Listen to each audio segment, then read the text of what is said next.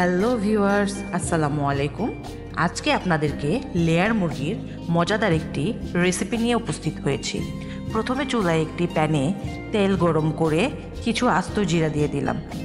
তারপর 4টে তেজপাতা, 4 টুকরো দারুচিনি, 4-5টা এলাচ, কিছু লং ও গোলমরিচ দিয়ে একটু ভেজে নিলাম।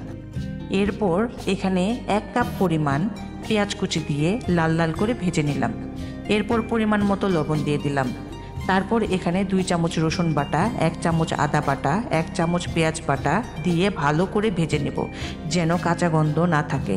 তারপর দিয়ে দিলাম 2 চামচ মরিচের গুঁড়ো, 1 চামচ হলুদের গুঁড়ো, ধনিয়ার গুঁড়ো 2 চামচ, জিরার গুঁড়ো 1 চামচ দিয়ে ভালো করে কষিয়ে নিতে হবে। মশলা কষানো হয়ে গেলে মাংস দিয়ে ভালো করে নেড়েচেড়ে ঢাকনা দিয়ে দিব। মাংস কষানো হয়ে গেলে পরিমাণ মতো পানি দিয়ে ভালো করে সিদ্ধ করে নিতে হবে।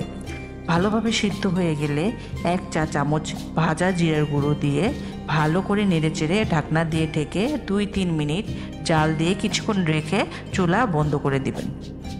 এভাবেই প্রস্তুত হয়ে গেল লেয়ার মুরগির মজাদার রেসিপি।